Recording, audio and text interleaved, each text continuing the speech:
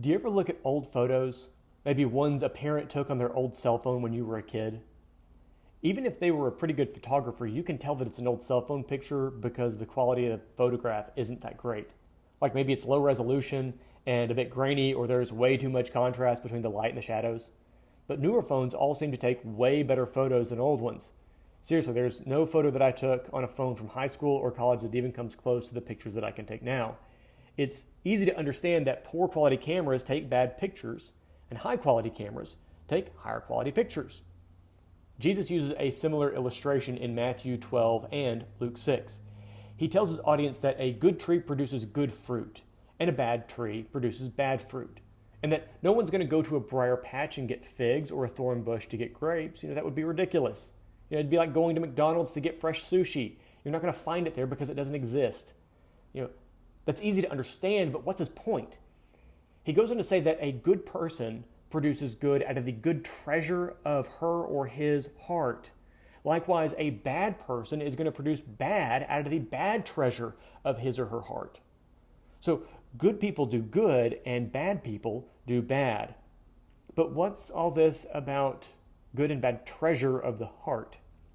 Well, that's talking about the inner nature of a person. And Jesus is using the idea of a treasury or a bank vault to represent that inner nature. So your inner self, your thoughts, fears, desires, and values. Your inner self is a vault where you put your most important and precious things, those things that make you who you are. So, what are you storing up? What are you watching, reading, and listening to? What do you think about and focus on? What are you putting in your head and in your heart? I want you to imagine two piggy banks.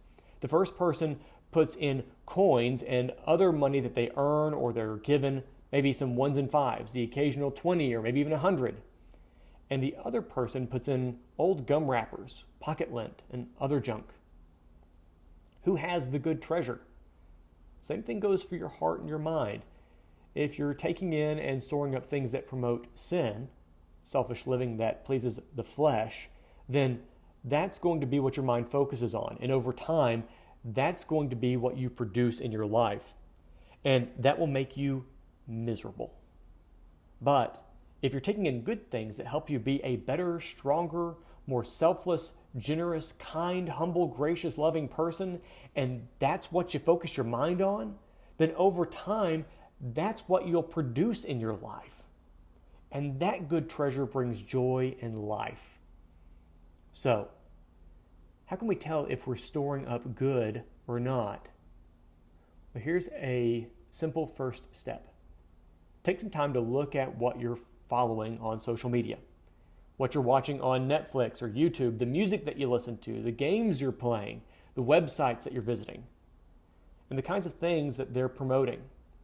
What kinds of thoughts and desires do they stir up? Do they help you produce the fruit of the Spirit? Love, joy, peace, patience, kindness, goodness, faithfulness, gentleness, and self-control. If they do, that's great. But if they promote the works of the flesh, things like sexual immorality, sensuality, jealousy, strife, rivalries, divisions, envy, drunkenness, and so much more, if they promote those things, you've got to stay away from that.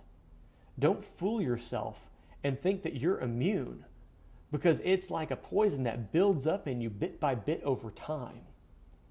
Focus on those things that produce the fruit of the Spirit. Studying the Bible and prayer are your foundation, and you can build on it from there. Store up that good, godly treasure, and before long, that will overflow with riches that you never expected.